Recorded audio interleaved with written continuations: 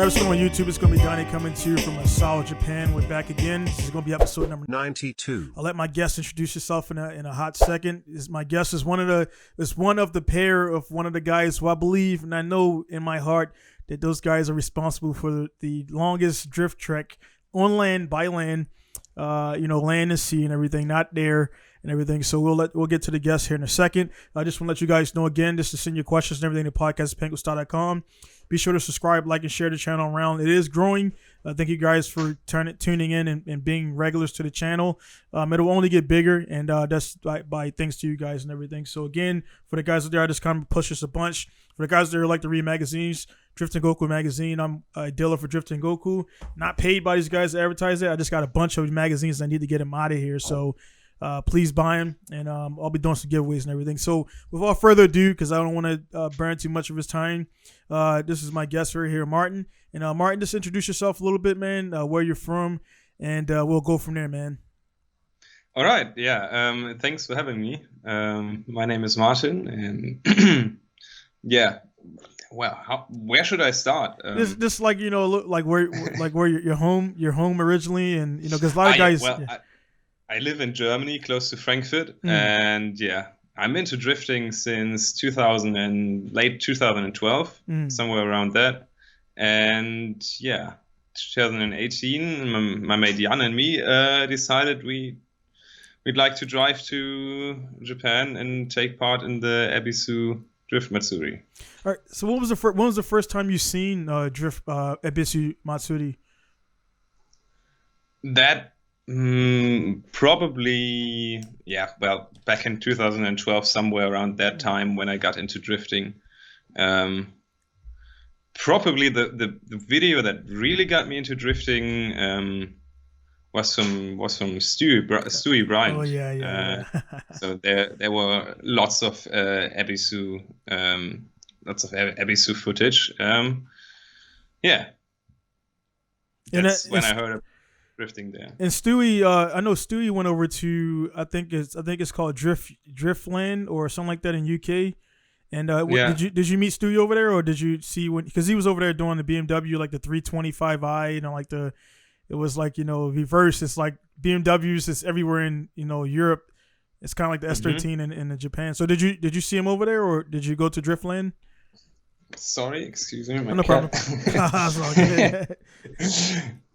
Okay, buddy. Nah, I've never seen him in real life. I've seen the Driftland videos, of course, but I've never attended Driftland as well. Yeah. Never been drifting in the UK. Oh, okay. Yeah. How far is UK from Germany? Actually, just curious. It seems like Europe is pretty close. Well, it depends on like where you want to go. I think London would be like an 9-hour drive, maybe 6.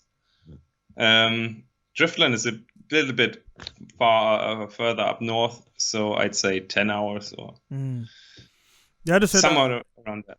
I had the idea that because being that I'm prior military, man, a lot of guys would they go to Germany and they would get on a train system and travel like all around. I got 3 cats, man. It's all good, man.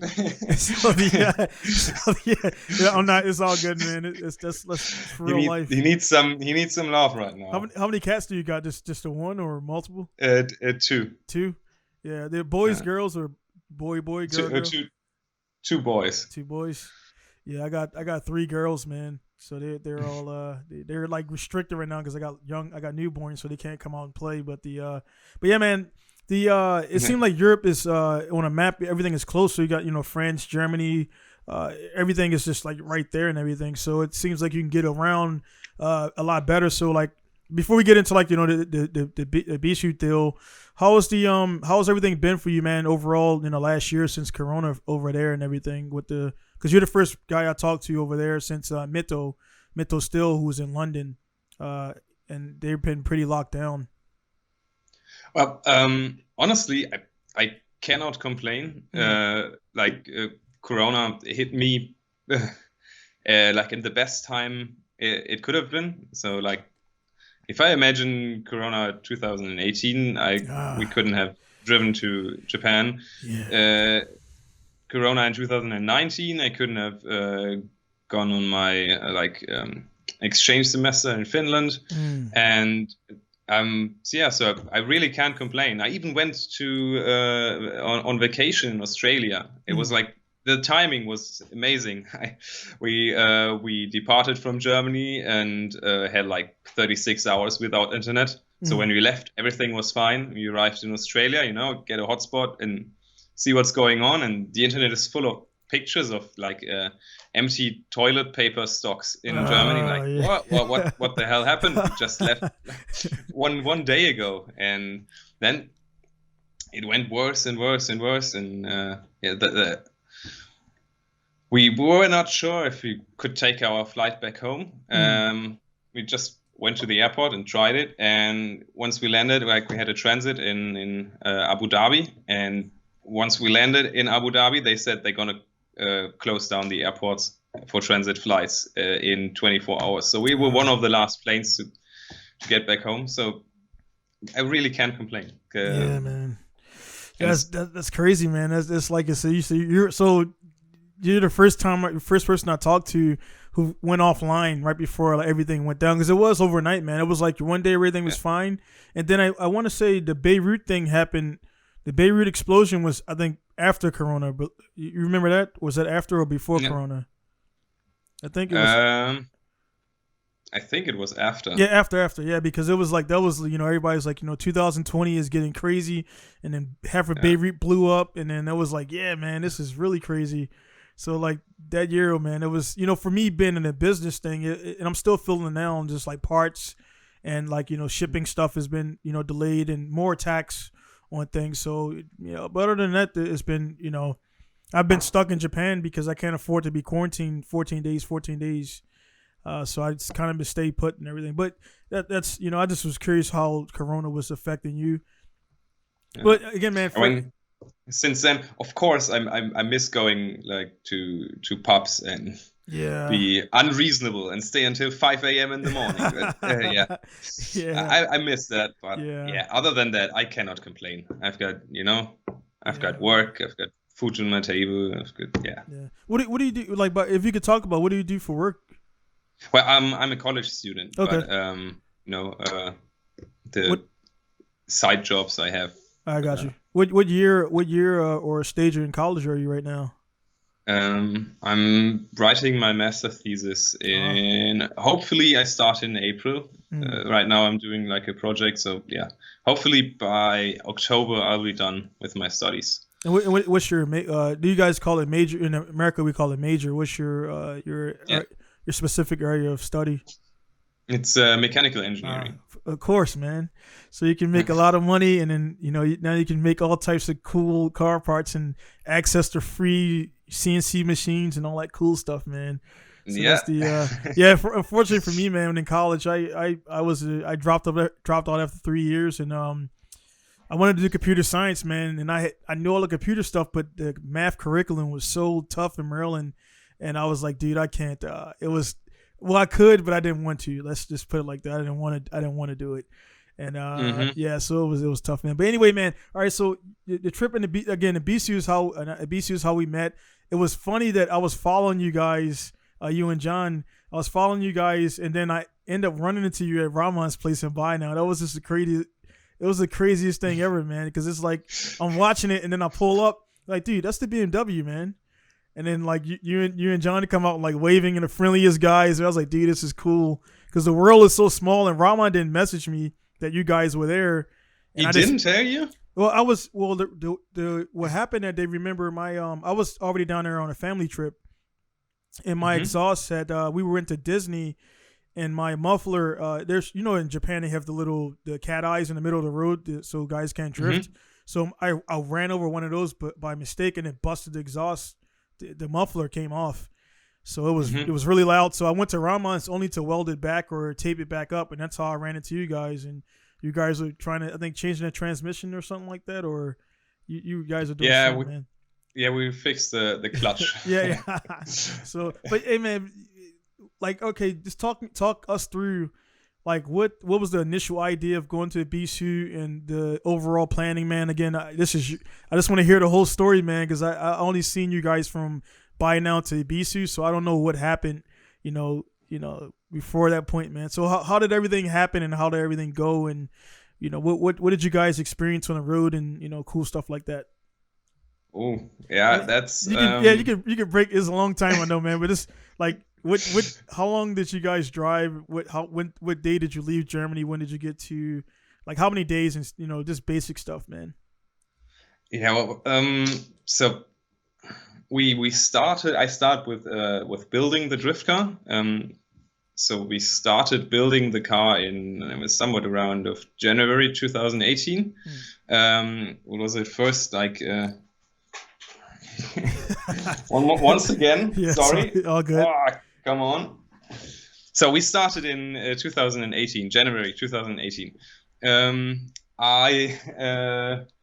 Originally we were 3 guys who planned to drive to Ebisu, and I bought a car. It was a 323 as a base, you know, for our like conversion. I rented a garage where I could park it. Put the car in the garage next to the one I've rented. Don't ask me how. It was utterly stupid. I've only been there once to rent the garage and then to drop off the car.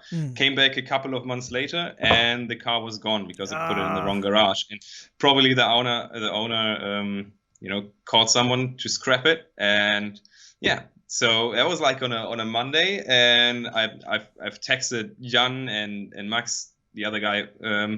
So yeah, I've lost the car. You know, oh man, how do you lose a car? I don't know. I've lost it. It was there and now it isn't. And well, they were planning to come on Thursday. It was a Monday. So they were like, yeah, what are we gonna do now? We've got no car to build. So what's the point in coming? And I was like, nah, we're gonna do that. We're gonna do that. So I went on the internet and bought a 316 with half a year of MOT left. For 350 euros, which is around like $500, I guess. Yeah, brought that car home by Wednesday. So Thursday, when the other guys arrived, we could start building it. And yeah, build the car. We first started with the engine. It was a 2.8 liter we put in there. And the original plan was to get the car street legal. You know, you have to pass engineering with the new engine in it, and to drive a little bit on the street, you know, to get the car tested before we drive to the other end of the world. That didn't go out as planned because there was not enough time. So by August, Jan and me met, and we worked the rest of the car like within 4 weeks. We didn't even get it running. We attended a drift event in Germany to test it there. The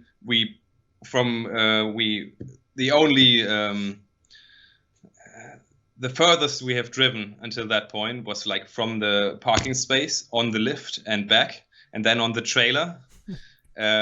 We even put the car on the trailer when it wasn't running properly. So we drove to the drift event, unloaded the car from the trailer, went on with fixing, and that's when it first really drove in second gear. And we were at that drift event, Driftweek Budinski in Germany, for 2 days, tested it, busted the differential, went straight from there to Braunschweig to another mate, got another diff, went to Dresden, got it welded, and yeah. Oh Jesus, it's difficult. Yeah, I know. What I'm doing on my phone right now is I'm actually looking. So you say you guys started. What was the town? What was the town that you? Where did you leave from? Where was your origination point? Darmstadt. I can't spell it, man. I'll just put Germany. Germany. It's inside of Germany, right? Yeah. Yeah. So just type in Frankfurt. Frankfurt. That's okay. close enough. Yeah. So Frankfurt. I just want. I mean, it's like, you know, this is a cool thing about the Google Maps here. So I just put. All right. So I'm sitting in. I'm 5 hours north of Ebisu. So when I met you guys in Saitama is 7.5 hours. So I'm gonna put my home. So it says can't find a way there. So that's Google Maps, man. I never seen like Google Maps say we can't. Let me see. 1 second, man. So now, okay, yeah. So it says can't find a way there, which means it can't find a way there because nobody in their good mind would travel from. Well, I don't know why it doesn't even say fly. It just says because it gives you the option to walk, train, or car, and there's no way to do it. So, yeah, man, I'm gonna find out some way somehow to get in contact with Guinness, man, because this has to be. I know Guinness requires witnesses, and you guys have thousands of witnesses that show that you guys went from Germany. So you started in Germany. All right, so okay, now you guys on the road. So what was the process of like going through checkpoints and going through different countries? And I remember you guys said like you told me a story about a Russian guy, and you guys shared some stories with me. How you interacted with some guys, man. So what was that like? Just passing through checkpoints. Actually, it was quite smooth. Yeah.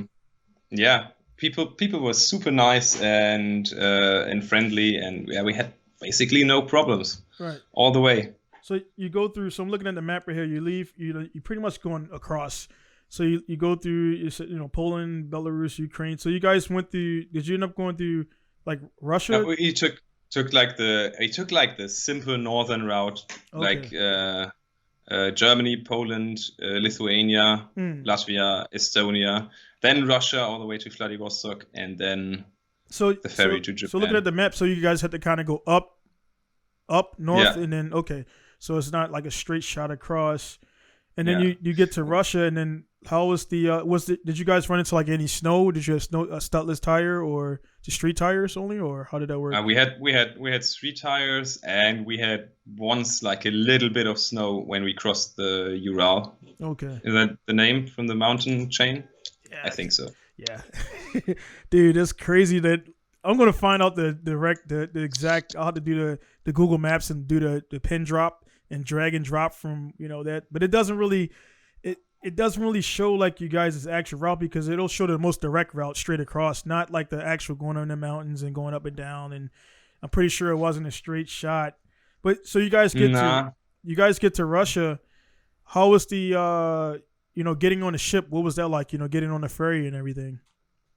Well, yeah, that was the worst part of the journey because like we've got robbed from our clutch. So in Vladivostok. We had to leave the car to the ferry workers to load it onto the ferry. It was like a sinter clutch, like not an organic clutch with a single mast flywheel, right? With a welded diff and the lock kit. It's quite difficult if you turn to full lock and you try to. You can't push. Yeah. So they slipped the clutch and just stayed on the throttle for like a whole 2 minutes or something like that. They burned through the clutch like it was nothing. We had the clutch a couple of months back in our hands. We looked at the friction plate and said, it's all right. We can. Right.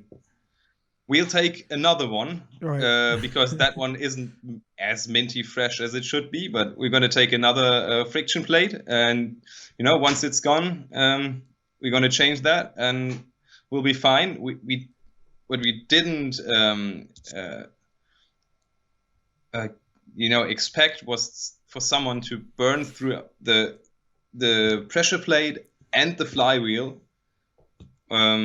So we've got another friction plate, but no flywheel and no pressure plate, and they were both gone.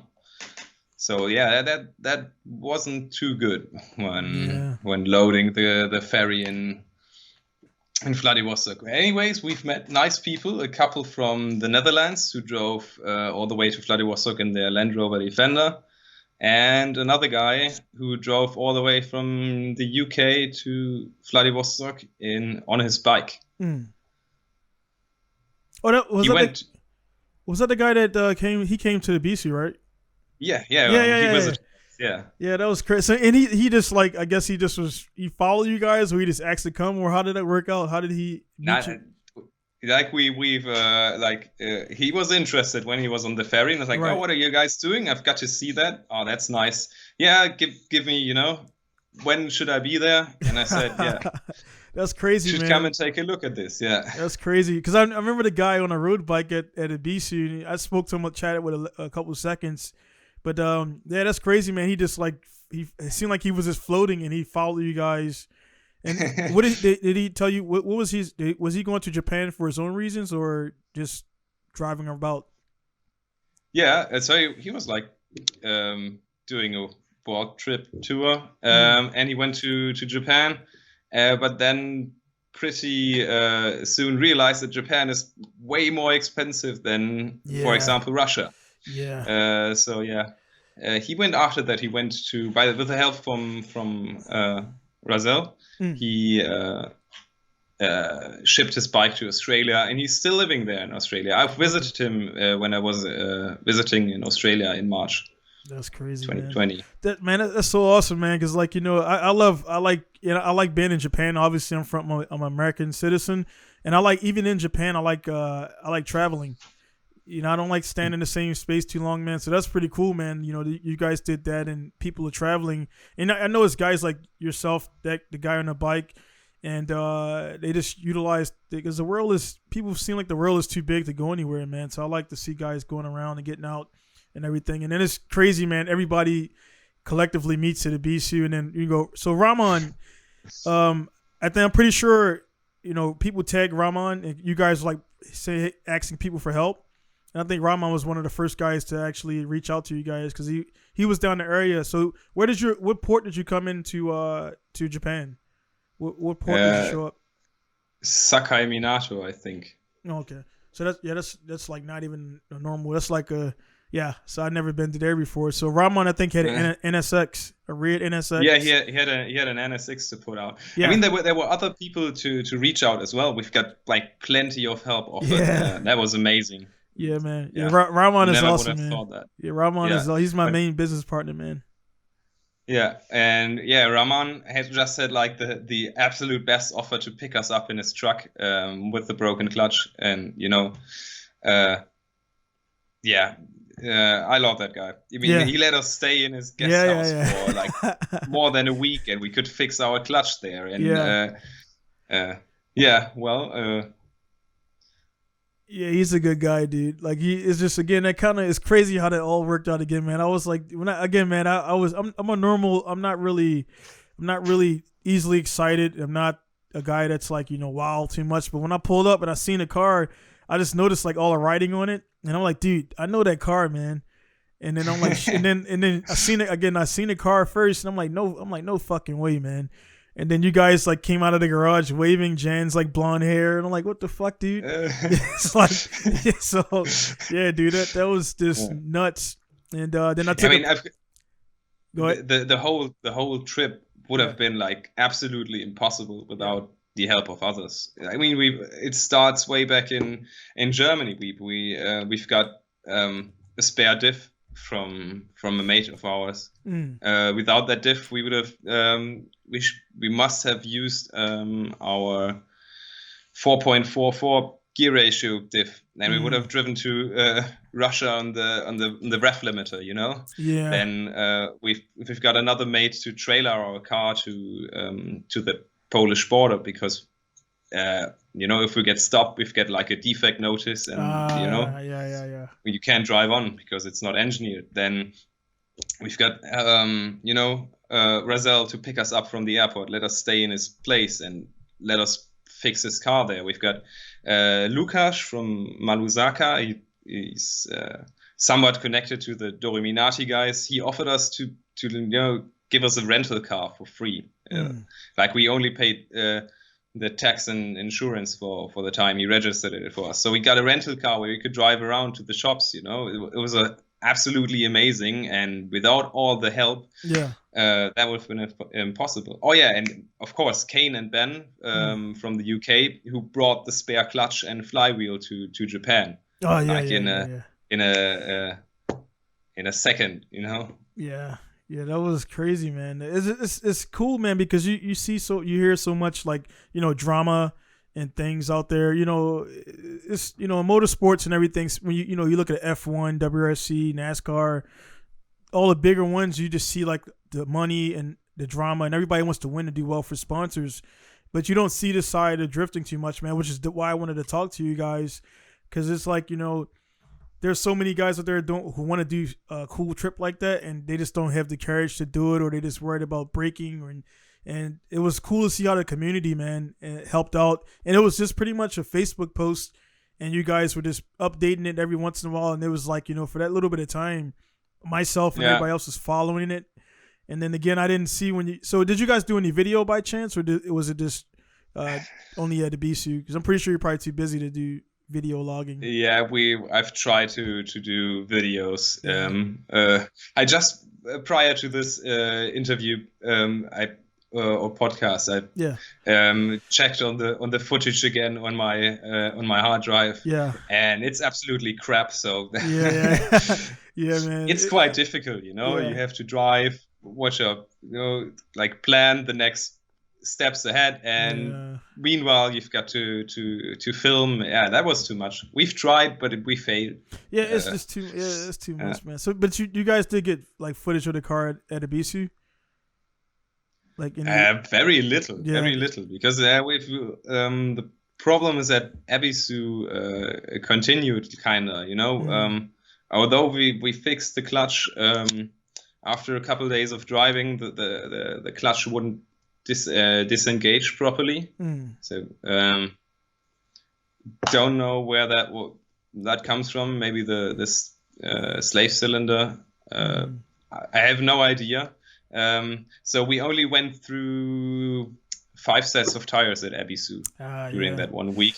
So anyways, you know, I remember seeing you guys at the back, like it was, because, you know, it was that particular time a lot of people came, and I remember seeing like Jan and you guys towards the back of the lot, like where the trucks were parked at, and it was like, you know, you guys just look, you guys were so like tired from the journey that it seemed like once you got to Ebisu, I could tell you guys were content just being there, and I was like, man, that's you guys just being there and showing up for Germany is like that's cool, man. So I mean, I know you guys wanted to drive and everything, but it was like just being there, and it seemed like at one point you guys were like, hey man, we made it here. You know, it was what it was, but and I guarantee you, man, nobody else drove that long to drift, man. I don't think so. Yeah, I mean, I totally get that. You can change your clutch at a drift event without a lift, you know, on tires. Put your car on like but two tires, you know what I mean? Yeah, you can do that. You can fix a lot of stuff on a drift event. But I just after these 6 weeks or whatever, we were kind of exhausted. Yes. Yeah, man. Yeah, no doubt. No, I knew that. That's why, like, I remember asking, you know, and I was like, he was like, man, we're tired, dude. I can't remember the exact conversation, but yeah, man, you guys, it's like, dude, I wouldn't feel bad about it, man. Again, you guys made the trek there. I think it might be somebody else that want to do the same thing. I think the guys in the States actually, they won't say it, but there's a thing in the States. It's called Driftweek, and they drive from coast to coast, and they hit up drift events like in between each state. I haven't really followed it too much, but I mean, even still, if you're inside the States, you're still inside of one landmass. You guys went to multiple different countries.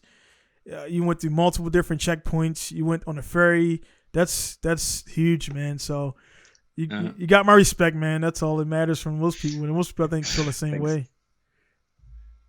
But so yeah, man. So what's I mean, now that's been over. It's crazy. It's 2018, so it's been a little bit of time since then. So what's the after everything releases, like, are you guys planning to fly over again to do Matsuri, or how's that? I have no idea. We actually we sold the car. Denofa bought it, I believe. Yes, exactly. I'm not sure what his plans are with the car. I think he shipped another E36 to Japan. Don't know what it's like. The car was too fucked up for him. I don't know. Yeah, well, I seen the car about 7 days ago. I was right near it. I was at Muramon's picking up a bunch of gear, and it's in the back of the. It's still there. It's in the back of the parking lot. So I think it's good to hear. The Denofa probably bought it. I don't know in person, but he probably bought it for like it's a relic, man. Like that. Again, man, I don't think nobody else has done that. So I just think it'll go down if we could get in contact with Guinness, I don't know how to even start the process, but I'll Google it. And I know you guys can't do it yourself. It has to be somebody else, a third party has to be like, start the process. So I'll look at it's worth it, man. I'll look into it. Okay, all right, okay. Yeah, I don't think Guinness is interested. We can give it a try. Well, they got Guinness has JR in there for the longest continuous drift. They just did like a thing, and they had a car fuel up, and they just did a continuous drift for like I think an hour. Oh yeah. I remember that. Yeah. I remember that. That's I would. Yeah, that's when they they had to refuel the car in drift, right? Right. So that's like I would have done that record like way different, you know. They probably had like a limited slip differential that needs super good cooling for it not to overheat.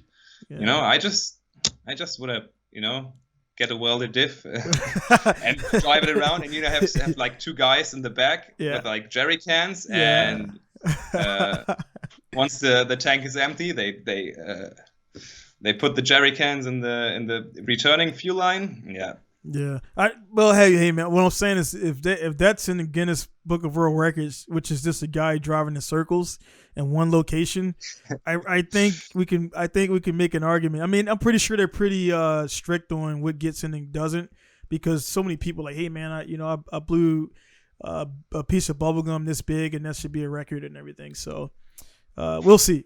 I'll look into it for you guys, man. You got to take care of your master's theses and everything. You're busy, man. But yeah, man. So like overall, man, like with the the drifting stuff, are you like because I never talked about like competition stuff. Do you do any competition drifting, or you just like no. just we call it grassroots in America, which is so you get. I don't do any competition, and no interest.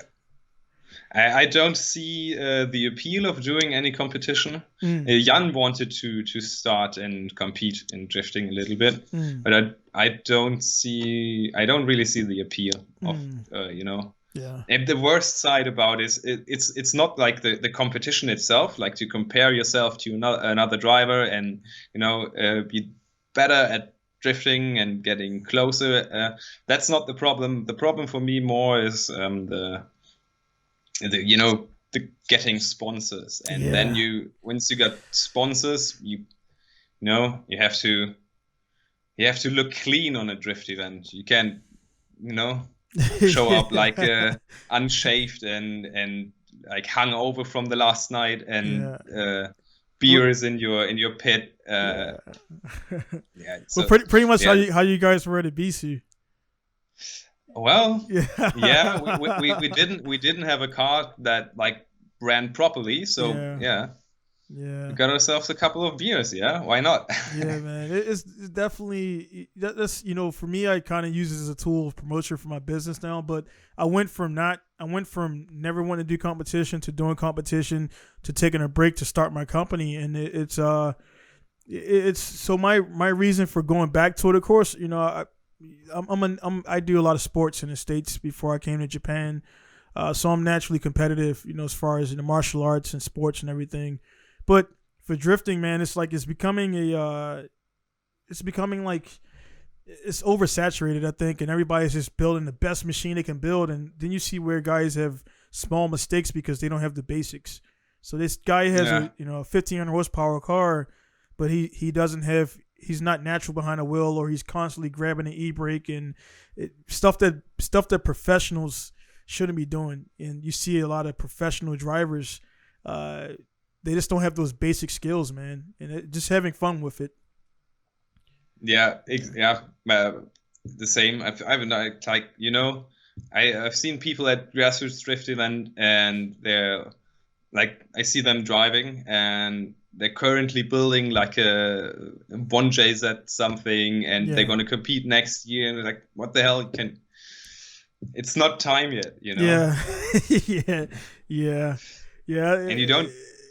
Yeah, man. I think we thinking the same way, man. So I have held pro license before by European. It was called Drift Kings now, but it was King of Europe, and then it became King of Asia. So I've held, I've got the license, and when I got the license, I thought it was gonna like my life was gonna change, and it felt the same, man. It didn't feel like I didn't get like invited to any cool parties.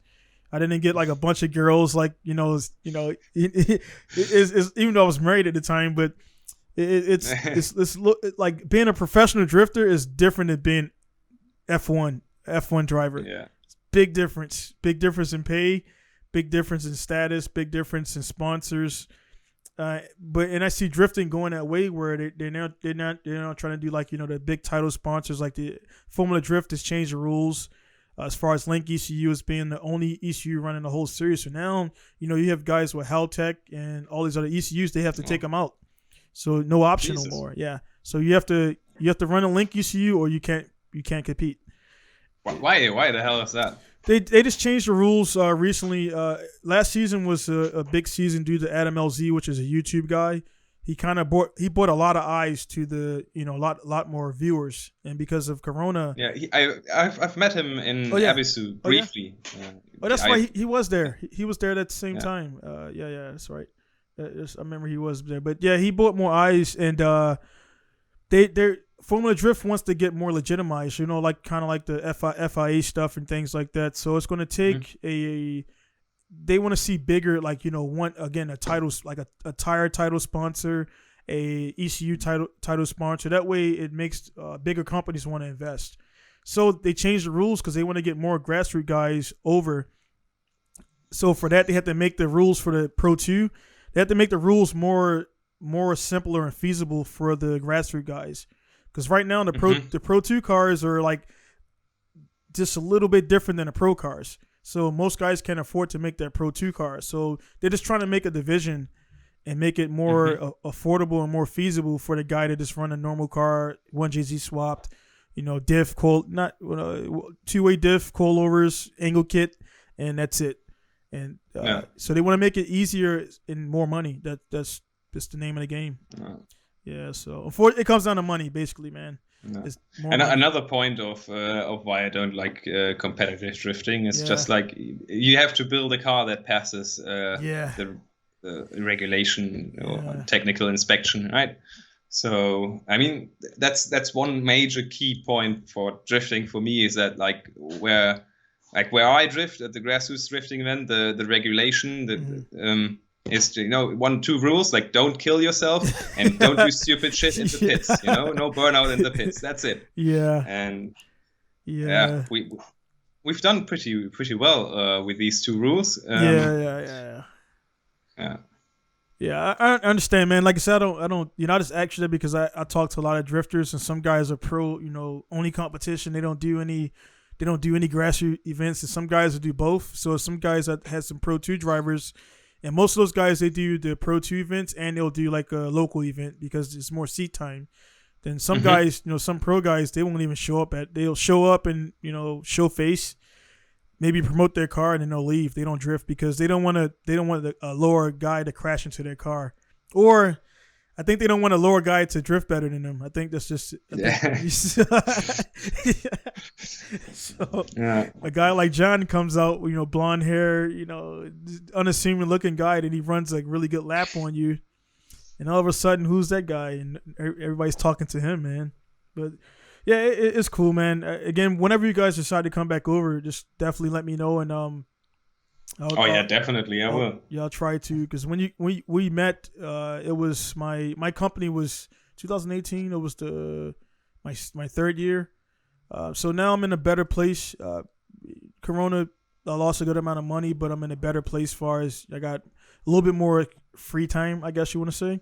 Yeah. But man, I definitely can help out. We'll meet up with Rahman again, and we'll do it. We'll have you guys some cars ready to go. That way you can actually enjoy Ebisu. You've already done the hard work, man. So it's oh yeah, that would be sweet. Doing. Yeah. I want to drive a 1JZ someday. Yeah. Not like I just want to drive one. I just want to test one out. I don't want to have the responsibility to repair and fix it. No problem, man. I'll get one for you, man. Getting passenger laps at the JZXs at Ebisu, that was amazing. I mean, those cars are so strong compared to like what we have, like E36 328. It has like around 200 horsepower. That's fair enough. That's more than you need for drifting, but right. But you know, Right. Well, when you guys decide to come over, just let me know. I'll definitely get together a 1JZ something. I'm working on a 1JZ RX-7 right now, and I'm working on a 1JZ Cappuccino. Those Cappuccinos, that's totally like some crazy stuff. But the RX-7, if that's available, man, at the time when you guys are here, drive that. I mean, the JZ is the JZ engine. People would think I'm a RB Nissan only person because I got so many RB Skylines and things here. But the JZ engine, out the box, man, is if I had to pick as far as drifting, I would go with the 1JZ, even the older 1JZ. It's just a strong engine. The engineering is hard to explain. I mean, I'm not an engineer, but Yamaha did a great job on the engine. It's very smooth. It's very balanced. It's just you have to really work hard to blow that engine up. Yeah, don't get me wrong. I'm also happy with an RB. Yeah, RB something. Just want more horsepower, you know. Yeah, I just want to have that feel once. So after you finish with the school and everything, man, what's your plans? How are you going to use your degree and everything? What are you planning on going towards? Yeah, well, the next step is to find a work. I have probably somewhere in the automotive field. But you know, I have no idea how the world will look in October or in November. Maybe there are no jobs anymore. Maybe there are no companies anymore, and I don't know if I can find a job. You know, I'll buy a camper bus and put my girlfriend in the backpack and just drive to Spain or Greece or wherever it's warmer than here in Germany in the winter. Yeah, for sure there may not be a lot of companies. I think Amazon and Tesla will always be around. They seem like they're not going anywhere. So I got one of my buddies is a driver for Tesla. He was an autocross guy, and same thing. He does mechanical engineering. He went to mechanical engineering here in the States, and he works for Tesla as a test driver. He wanted to be a race car driver, but when he got up to an auto, are you familiar with the autocross? Or the yeah, it's where you drive half on tarmac and half on dirt, right? Well, that's the rallycross, but autocross in America is like they set up the parking lots and cones, so it's just a bunch of cones, and you drive around, and it's really fast drivers. It's just set up in a place where they don't have tracks, so they set up they set up cones, and you got to go this way. And the thing about it, the track is random every day, so you don't get to memorize it. It's a new track every day, every session. So it's not like you can go to Nürburgring and do a bunch of laps and memorize every dip. It's always different. So it makes drivers really quickly. And he started when he was a kid from go-karts, and he went up to regular cars. So he was driving like a Miata, I think at age 14. And a very fast driver anyway. He got as high as he can go, and I had his dad on the podcast. He got to the point where it became like you said, sponsors, money, and everything. He got to that wall, and the skill is way beyond that. But the wall of having a car, the spec car, the sponsors, the tires, the travel, they couldn't afford it, man. Yeah. So he just speaking of the Nürburgring. The same goes for you. If you or Ramen come over to Germany, I'll try to prep a car for the Nürburgring. I do my best as I can. Yeah, man. I don't need to do that. If I drive I could drive a Astra or any. I just want to drive on that track one lap. Not gonna crash. I'm not gonna go. I think a lot of people when they go to the ring, they try too hard the first time, and it's just like, dude. Even on the game, you can feel the undulations and how easy it is to crash there. And I watch the videos on YouTube of guys just crashing all the ways. They get there and the track will kill you, man. But absolutely. Yeah, it's, literally, it's unforgiving. Yeah, yeah. So trust me, man. I'm going to come there after the thing is over. I definitely want to come there and drive on there. I will not wreck the car, man. I'll take it easy. I'll push it, but I'll take it easy, man. But the car isn't the problem. If you wreck one of my cars, it's $2,000 like at the most. That's top level. Yeah. But you've got to pay for the side guards and the rails and cleaning the track up and closing the track down. That's gonna add up to like 5 times what the car's worth. Yeah, my cars at least. How many times have you driven Nürburgring before? Or 0 times. 0 times. I've been on a couple passenger laps, but I'm not a track day driver. Okay. Yeah, I figured. Can't afford it actually. I mean, drifting is way cheaper than going on track days. How much is one session for to do a lap? How's the ring work? Is it like there's certain days, or how's that work? It's basically like Ebisu. It's open, Monday to Sunday or whatever, and you can go there every day, and you pay 27 euro for a lap, I think, for one lap. And sometimes there are track days on the weekends. Gotcha. Certain like the Drift Missouri, for example. That's cool, man. So that means that's the reason I asked that is because I didn't know when I scheduled a time to come over there. This had to be a certain day. That's where Ebisu is kind of like my track where you can show up any day of the week and drift. In Japan, a lot of guys don't realize that don't go to places other than Ebisu. Like Nico, for example. Nico, they have events, but they split it between grip and drifting. So if you go to Nico and you expect to drift, you probably won't drift there. You have to be in a group or something like that. You can't just show up and drift. So Tsukuba Circuit is like that too. The drift events there are like once every 2 months. They don't and it's normally D1 or another high-end organization, but I've never drifted Tsukuba before.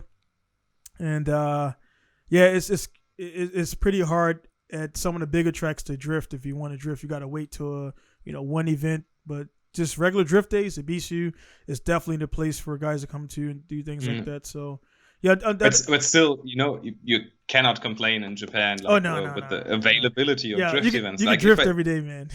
Yeah, you can drift every day, and you get like proper racetracks. Like in Germany, if you want to drift, you can either go to the Nürburgring or to the Hockenheimring, but not on the actual racetrack, but like in the paddock, like in the parking space behind the racetrack, and they set up some cones and make the tarmac wet, and then you can drift, and that's like $300 for a day. You get to drive it's not like even the whole day. It's like 8 times 15 minutes or something. Wow. So yeah, $300 for like 2 hours of driving. Yeah. Either that, and that's like at least like a parking lot, or you go to the eastern part of Germany. There are like old Soviet airports on the runway. They are like cheaper. They are like $200 for 3 days, and it's like you can drive as much as you can fix your car and change your tires. So that's like money wise, you get better bang for the buck. But you've got like an airport that's also set up with cones. It's not a proper racetrack. It's definitely not anywhere close to like the tracks at Ebisu or in Japan or the UK or wherever. Yeah, that's crazy, man. I would think Germany would have a lot more, tracks and things like that, because I came to Germany in 2011. I came to Germany to the base near Frankfurt. I can't remember the exact. It's kind of hazy, man. But we went to a base there after I was in Iraq for 9 months. And we had to go there to they call it decompress. So there was this place we went. It was called K-Town. I can't remember. It was like clubs and bars and everything, and so it was pretty. Yeah, I'll just say it was a good time, man. It was like, it was a good time. And one thing I didn't know about Germany, man, is how many around a base, I guess, there's like a lot of mixed kids, like a lot of mixed people, like, German and Spanish, German and black, German and white. Like, it's just all the military base get with the German woman, and they make like these cool looking babies, man. So they all look like, so I went to the club, dude. I'm like, dude, it looks like the one girl from the Spice Girls, like the Jerry Halliwell. Like they just had the curly hair and the creamy skin. I'm like, dude, this is cool, dude. I like Germany, man. So yeah. Yeah, it's actually the air base has also brought like a lot of culture. Like different culture. Hanau, for example, it's close to where I grew up, was one of the blues cities back in the 1950s or 60s or whatever. And that's where the army base was, you know? Yeah. Yeah, so yeah, I know that they definitely brought influence because we were in this town, man. It was like it looked like an older, I can't remember where it was. It was an older German town. It had like, you know, the old school windmills, and it just looked really like old. It had the cobblestone road. And then we went around the corner and there was a Hooters. I'm like, dude, where did the Hooters come from? Like, so we go to Hooters, and that, you know, the women, they look good. You know, they weren't like, you know, as big as the American Hooters as far as breast size and everything. But I'm like, dude, Hooters in Germany?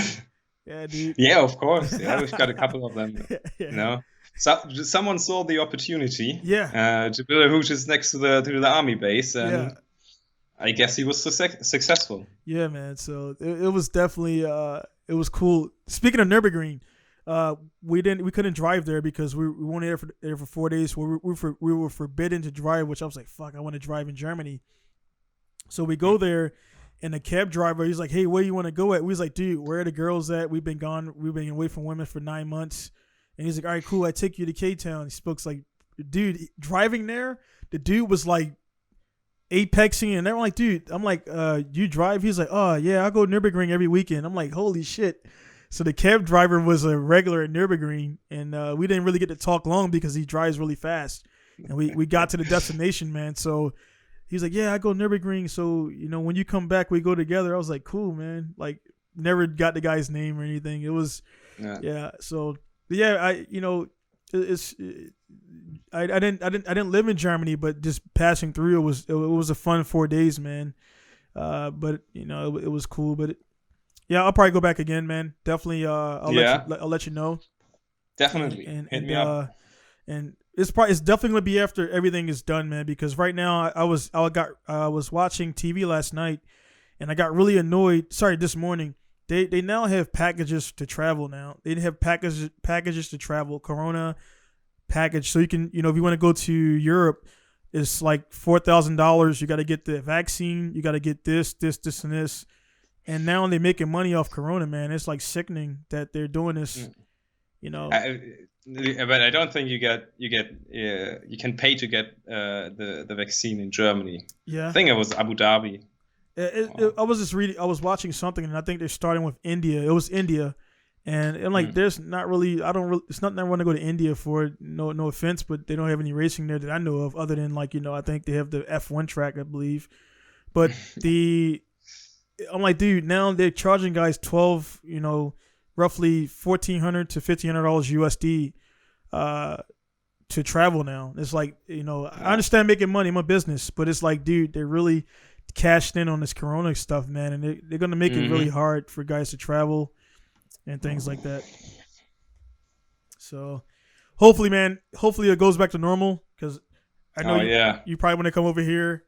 I want to go over there and everything. Then we'll see, man. We'll see how it is and everything. But you mentioned you did a what is it? I'm going blank right now. I've been up since like 4 o'clock this morning. But you did a transfer. What is it called in college? Like, you transfer from one school to another school for your. I did an exchange. Exchange. Yeah. So I spent like half a year in Finland. So how was Finland, man? Did you do any ice drifting out there? Yeah, it was like I came back from Japan, and I had like 6 weeks time to prepare a car, either that or fly to Finland. Right. It's not that expensive, especially like to Tampere would have been like maybe 50 euros. 50. Anyways, I wanted to have a car there, so I bought an E30. For somewhere around 1,000 euros, and I had like 6 weeks to fix it. And of course, you cannot drive to Finland in your E30 without a welded diff, a fly-off handbrake, lock kit, and all that stuff, you know. So I've had to get that done. It was a close call. I can remember being like awake for 36 hours in the workshop.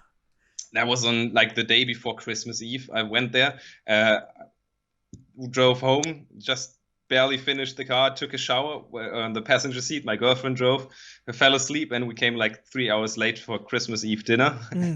So so I built the E30 in time. We drove to Finland, and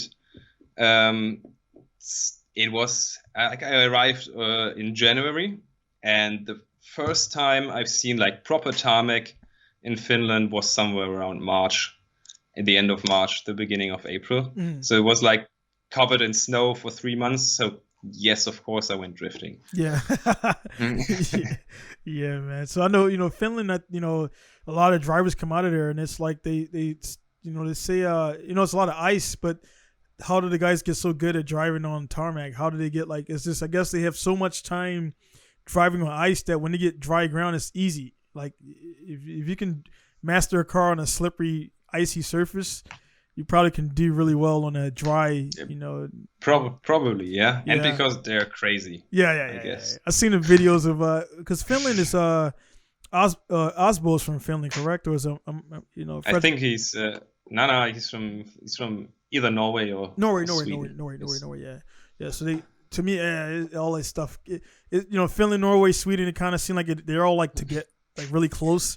So it's hard to, I don't want to offend any Swedes out there, but it's just hard to distinguish which one. They all got Sweden and Norway are much closer than to Finland. Right.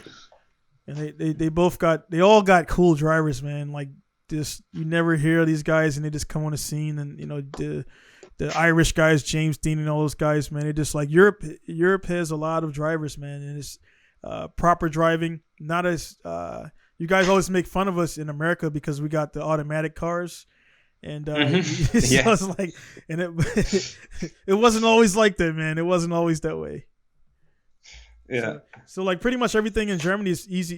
It's harder to find an automatic vehicle, or is it easier to find a manual vehicle? The menu. It depends on like which year you're looking. Like in the 80s, 90s, and early 2000s, there are way more manual cars than automatic cars. Right. And nowadays, like the luxury vehicles, 5 Series or like a BMW, Mercedes, mostly automatic. Right. Not stick shift anymore. Yeah.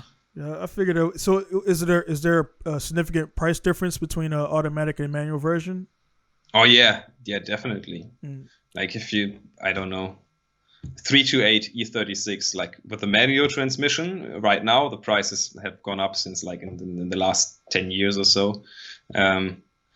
It's like I think double the price than a 328 with an automatic transmission. Got you. So the manuals. And even if you convert the automatic to manual, it's not matching numbers anymore, and it's Yeah, so I'm not sure if we keep track of things. You mentioned that you want to drive a JZ vehicle, man. Like the 2J in particular has went up since the Corona stuff, like almost $2,000 in normal costs. So it used to be like maybe I would say about maybe 3,000 US. And now, because I'm in Japan, so I do all the yen stuff, but maybe about 3,000 US. But after Corona happened and everybody, started being a scarcity for parts, now, 2,000, everything, transmissions are now, so the transmission costs almost 4 times the price as a brand new one from the Toyota. So now guys are selling like old R154 transmission for about $3,000, $3,500. So it's just crazy. Isn't that like a common thing to put on like the BMW diesel gearboxes? No, is that at least in Europe it is. Oh yeah, pretty sure. Yeah, you've got like adapter plates and that stuff, and you've got these like the 3-liter diesel manual gearboxes, like $100 or something. Yeah. And like sand on the beach, available everywhere, and you can adapt them. But how's the diesel gear ratios compared to it's normally like they're probably more shorter, correct, for the yeah.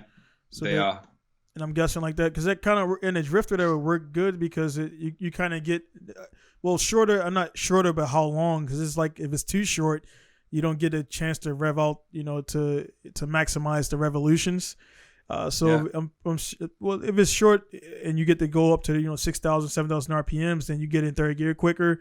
Which for the guys out there who into gear ratios, which definitely recommend guys out there who watch and listening to get into your gear ratios, because that's what we mentioned about guys, the pro guys and the grassroots guys. Is you have a guy with this really, really nice car, his gear ratios will be off, and he don't understand why he can't get into third gear, or it's taking too long, or it's getting there too fast. And it's like those, you got a RB26, you have a 350Z, gearbox, then you have a, this differential, whatever. And it's like all your ratios are the math is going on while you're driving, and you don't understand why your wheels are spinning so fast or not spinning at all. Yeah. And you need a longer diff. For the diesel gearbox. So you had to change the diff and everything out and things like it's a bunch of stuff, man. And it seemed like the transmission in any build, because I got 3 cars outside that all need transmissions, and I just don't have the cash right now, spare cash to buy the transmission. So I'm just kind of waiting till the prices come down, and that's like the biggest cost right now. It's not so much the engine, but the transmission. So you got to use a 350Z transmission, or you use the Toyota transmission, or some guys are running a BMW. But over here in Japan, the BMW transmission for like a Z4 is like 4K, 5K. It's very expensive, man. It's the other way around. Like in Europe for Japanese car parts, it's the same. You have to pay with like your organs. BMWs, man, I like them, but the over here in Japan, man, they're just kind of, I don't like working on them, because every time I work on them, I got to tell the customer, hey, I can't do this because you got to go to BMW to clear this code, or I changed the brakes and you got to clear the code for the brakes. And in the Nissan, you just open the caliper, you change it, you put it back. The older ones, the newer ones, they're a little bit like BMW. Yeah. But like Mercedes, I don't really. They're nice cars to drive. I got an AMG 300, and nice. Yeah, they're just so like the computers. They're so advanced that they make it difficult to work on, and you got to go to a dealer to get codes cleared and stuff like that, man. So, but what are you driving? What's your? Do you drive a car daily now, or do you use the train system, or how do you get around? I mostly use the train system on my bike to get around like everyday stuff. But I've got a daily drifter. It's an E46 328, so like and it has like steering locket and the fly off and a welded diff. Things you need like in your daily drifter. Right? Yeah. And I've just been out last night. We had fresh snow, and it was good. Yeah. So like that's a lot of guys, you have the welded diff, and you go to park the car, and everybody look at you like, when it's dry outside, you hear the diff chirping and the tire jumping and skipping, and they're like, dude, something's wrong with your car. I was like, no, it's fine, man, it's no problem. Yeah. So like, what about you? Actually, I think by now I have driven more kilometers with a welded diff than without one. Yeah. So you're getting used to it, Once you're in a car without a welded diff and you turn, it's like, oh wait, there's something broken. I don't hear anything, man. So how about your girlfriend? Does she drive? She drift at all, or she's used to driving your car? I'm betting. Oh yeah, she's not into drifting, but of course, when she has some errands to do and buy groceries for grandma or something, she has to take the car, and she doesn't like it at all. Yeah. And before that, before the E46, I had the E30 from Finland as my daily driver, right until like the police didn't like it. It got a defect notice, so that's not on the street anymore, but there's like 2 cars that are like, she doesn't like driving them. Yeah. It's not the easiest part, especially like I've got now in the E46 also an upgraded clutch together with the welded diff and the locket. When she drives, it always smells like a little bit like you smell the clutch. Right. Yeah, I would bet when she go to the store, man, like, it's probably some guy, like, it's guys everywhere, right? So she go to the store, and there's like she pulls up in a parking lot and it's maybe dry outside and you hear the diff. You're like, dude, that chick's driving a drift car, and they, it's like I'm pretty sure you got some good conversation started off for her driving your car and things like that. No, actually, not yet. The people don't recognize the welded diff. It's not as common as you'd think. I think. Got you. So yeah, that's crazy, man. But yeah, my wife's I met my wife because she drives the Evo 7, and she likes the car. She's not into racing and stuff. So I took her drifting, and you mentioned a 1JZ again. I took her drifting in a 1JZ JZX Cresta 81. So I had the exhaust cut off right under the seats. So I was teaching her how to drift, man, and she hit the throttle and she let go of the wheel and she put her hands away. And I'm like, no, you gotta hold the steering wheel. You can't let go. So she put her hands over her ears because it was so loud. And so I taught her how to do figure eights in the Cresta JZ. Then I took the engine out and put it in a 180 and I sold it to someone. But yeah, man, it's but it's cool, man. I've tried to get her to drift or to learn how to drift. My girlfriend once, but it didn't go well. It's but it's cool. It's cool, man. Afraid. It's cool she's still hanging around with you, man, because women, a woman that respects your car stuff. I'm pretty sure it's the same everywhere. Germany, America. I ask a lot from her. Getting like back from the workshop in the morning at 5 a.m. Spending nights at the workshop, going away drifting. Always a broken car, always annoying car stuff. Yeah, I ask a lot from her. Yeah. So you definitely should get married to her, man, because that's special, man. She's not gonna. It's gonna be hard to find a replacement for that. So we get married later than you get married in the United States. Oh yeah. Yeah, well, I'm 30. How old are you? 27. 27. So what's when the guys generally get married there in Germany? What's the average? If you ask me, I don't know. The general average age. It's between 30 and 40, I guess. Really? Yeah. Is that like are you taught that growing up? Is it like something that I guess they figure? Early 20s you're still learning yourself, and in 30s you kind of know who you are. How's it in Germany as far as what's the ideology on that? I don't know. We just don't get married at 21 at average. Yeah. And you get divorced by 23.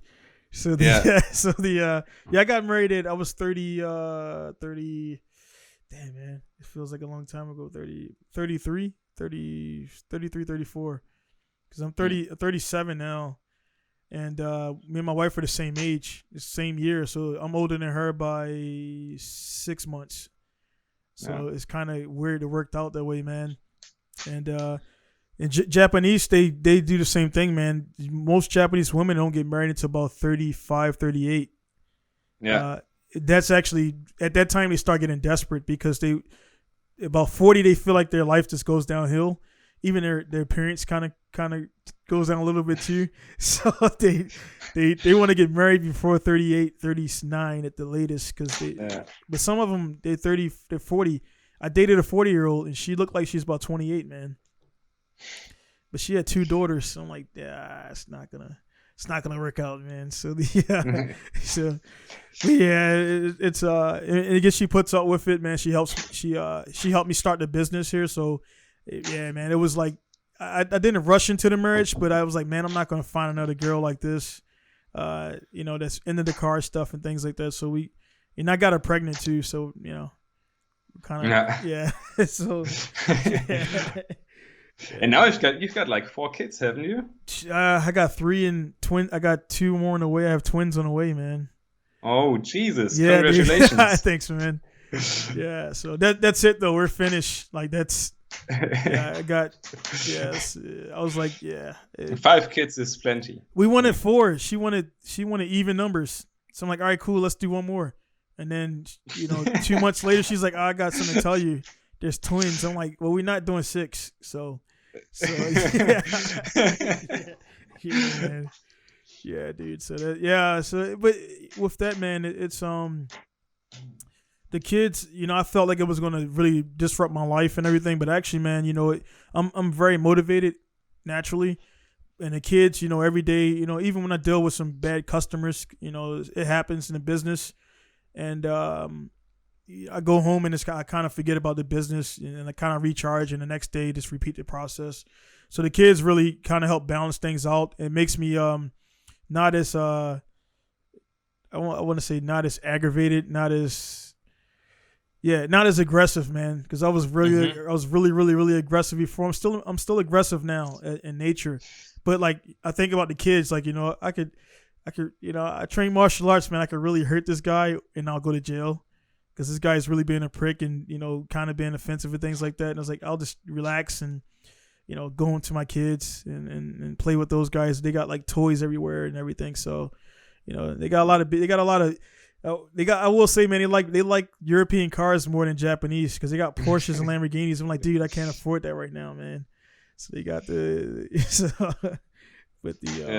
speaking on that, man, on cars, you mentioned BMW a lot, right? So what's your, being that you're German in Germany, what's your, well, I would say what's the car that you really want or something? I want to say dream car. I don't believe in dream car stuff, but I think we can all get cars. You just got to save up the money for it. But what's the car that you really want to own and drive and push? Like what's your car that? That's like a super difficult question because like one car is like definitely not enough. You need like one car for towing stuff around, tow your trailer and you need one car for a drift day. You need one car for a track day. So, right. So it's not an easy question to answer. Right. Yeah, the BMWs are so popular in Germany, especially around drifting and track days. Because they are the best bang for the buck you can get in Germany. Right. And when I started drifting, an E36 328 was like somewhere around 500 to 1,000 euros. They were dirt cheap. You can, they're pretty solid cars. They are fast, also on the track. E30s as well. They used to be super cheap, and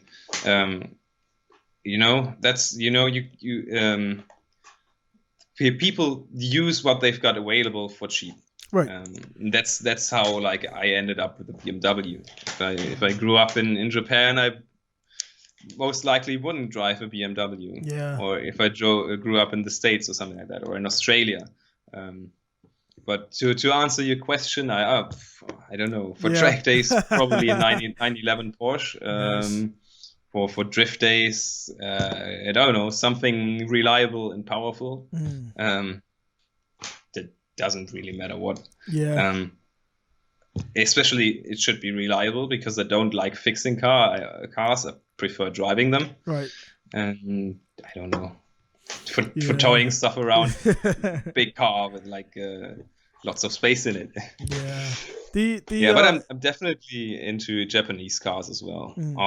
I mean, there are so many cars to choose from.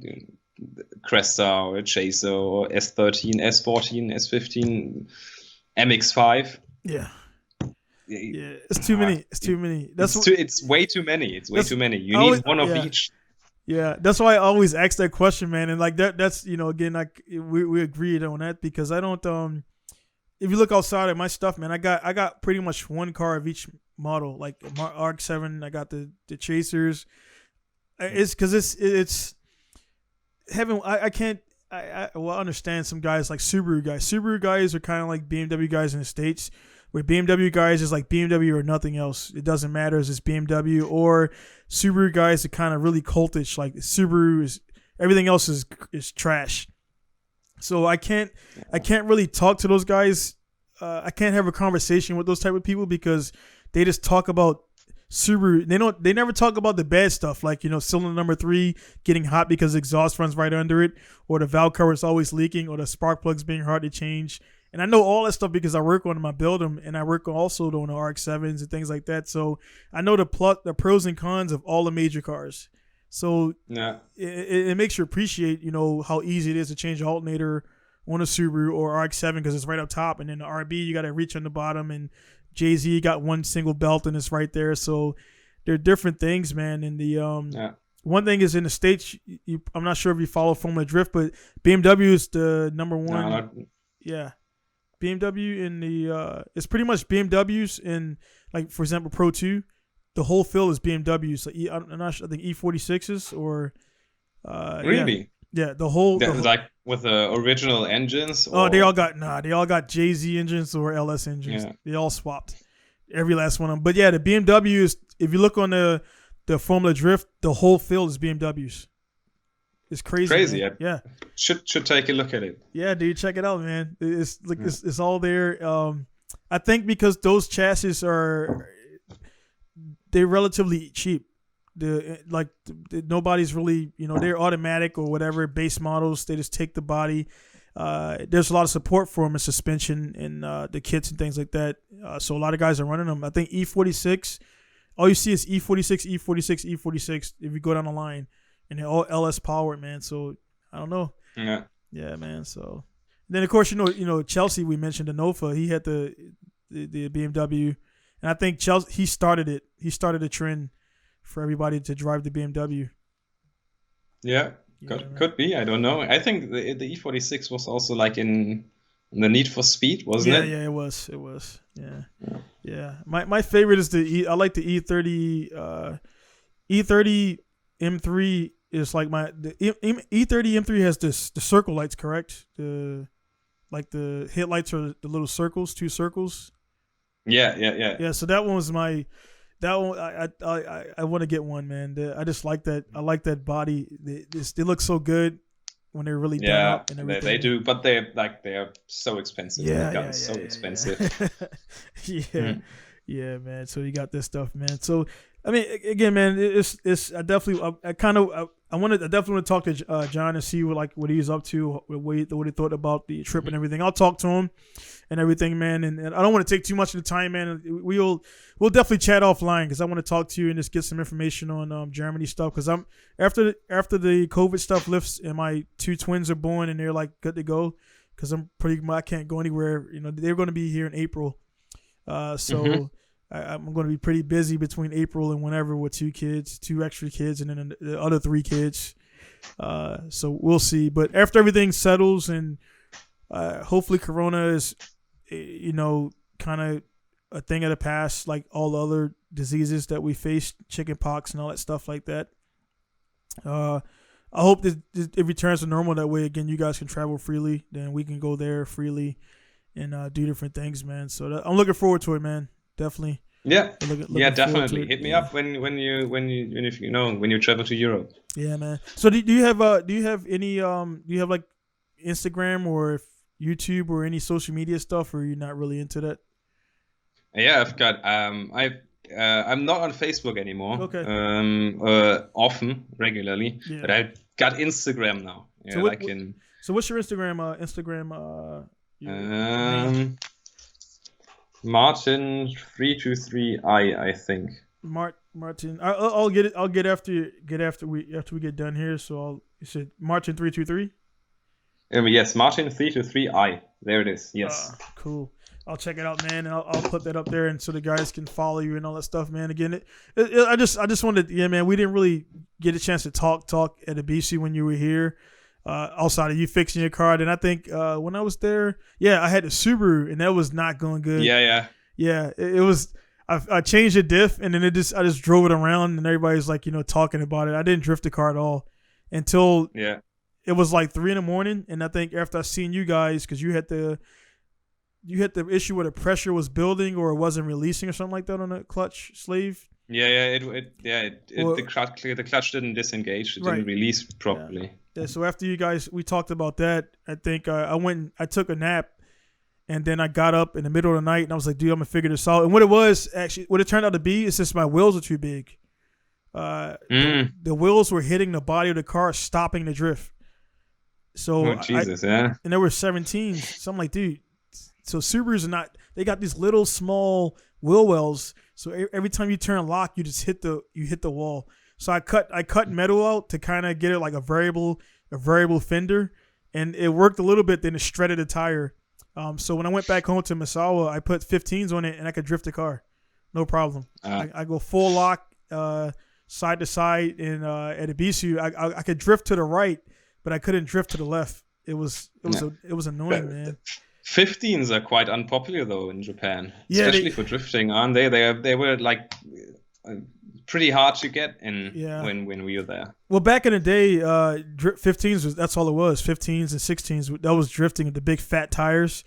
So my 15s are different. They're the Aero Racing NASCAR wheels. So they're 15 by 10. They're like this wide. And I had the yeah. So I had I put the Toyo Proxy and Federal RSR tires on it. So they're a little bit different than the regular 15 by 6. So they look cool. But yeah, man, the Subaru was that was not a good. It was a waste. It was a waste of money for me, man. Other than meeting you guys, it was like fuck, man. It was a wasted trip because it was.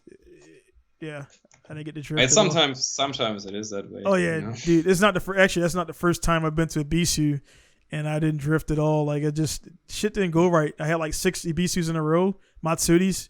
Everything went great. I wrecked the car. I had a spare car, and I kept drifting. But yeah, man, it's definitely looking forward to you guys coming over again. Yeah, I mean, at least you didn't. It didn't take you like 5 or 6 weeks to get there. Yeah, that's true.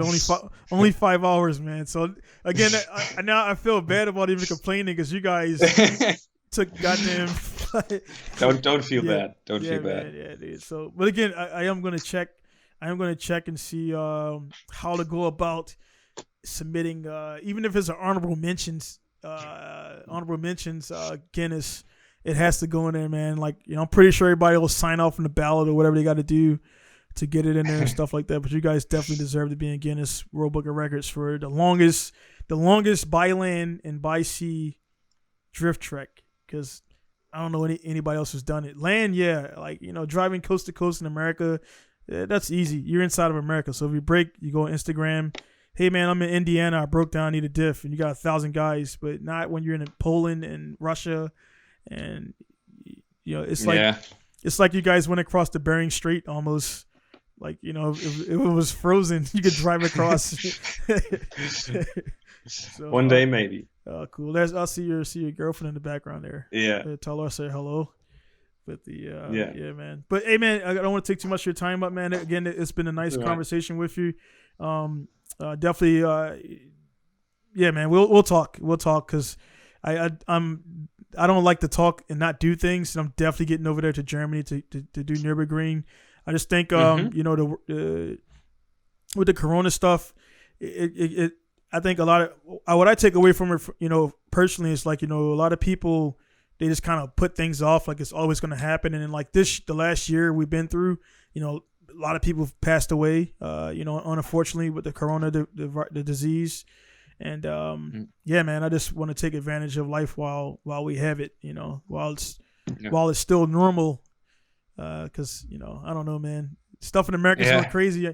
Real quick before you get out of here, man. Like, how did you guys react to the guys storming the Capitol in America? Did you see that? Yeah. So yes, of course. It was on the news like everywhere. What was your thoughts, man? What was the general reaction of people in Germany? I'm not that into politics and following the news, but I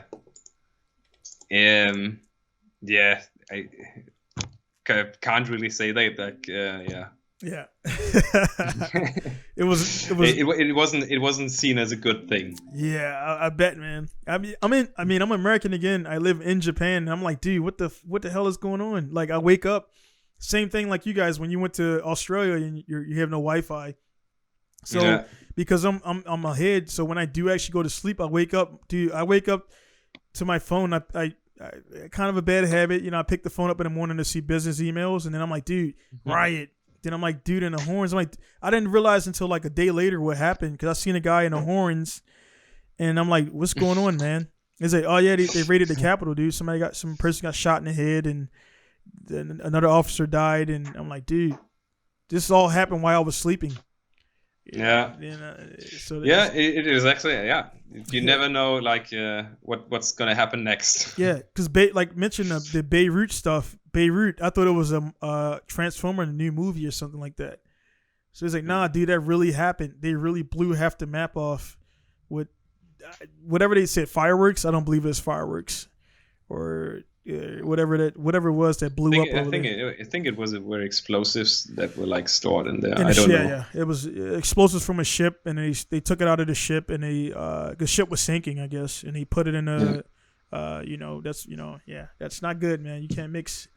It's like mixing baking soda and vinegar. It's gonna explode, man. Yeah, it was some sort of like mineral you put in the soil to make things grow faster. I don't know the English word for it. Yeah. Anyways, it blew up and it blew off half the city. Yeah, it changed the map. The map is like it looks like Italy now with a little horseshoe, where it blew a circle into the map now. When you look on Google Maps, it's gone. So that's just like crazy, man. And it's funny, man, how that stuff happens, and then you hear about it for about 2 weeks, and then after that, you don't hear about it anymore. So I don't know what happened to that place, how many people died, or the collateral damage was huge, man.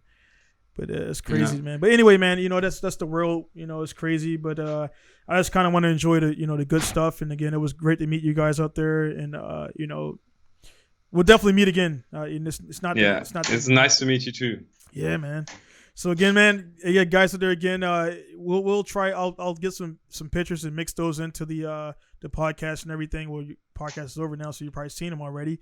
And then also I'll get some whatever kind of footage if they have stuff available, and try to mix that in at a later point to show you guys some of the stuff they've seen and things like that. When you get a chance to, no rush on it. When you get a chance to, when Martin here gets a chance to mix it up together finally. And some of the good stuff, and we'll put it online, and I'll link you guys back to it and allude to it in the future podcast and everything. So again, guys, thanks for tuning into the podcast, listening to me and Martin speak.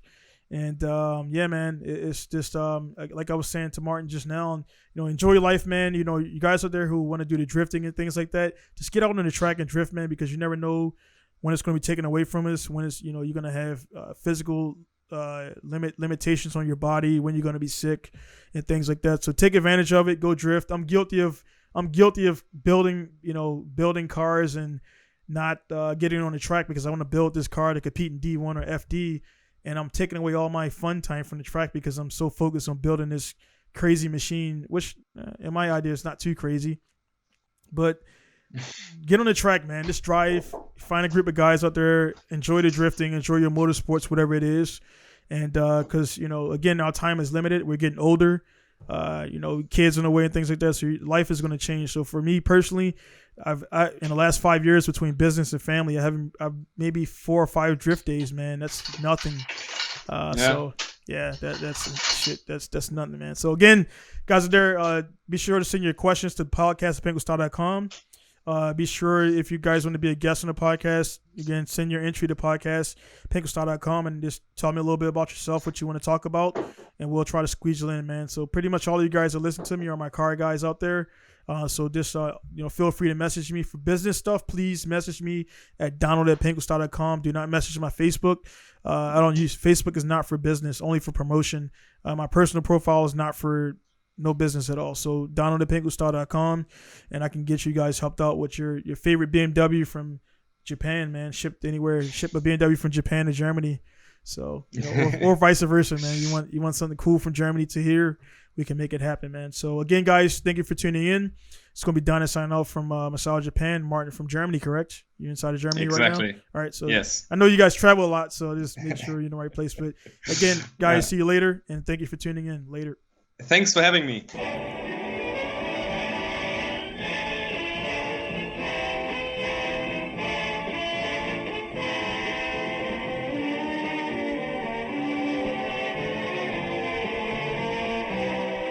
The movie of the week. Presenting the world premiere of an original motion picture produced especially for ABC. Tonight on the movie of the week.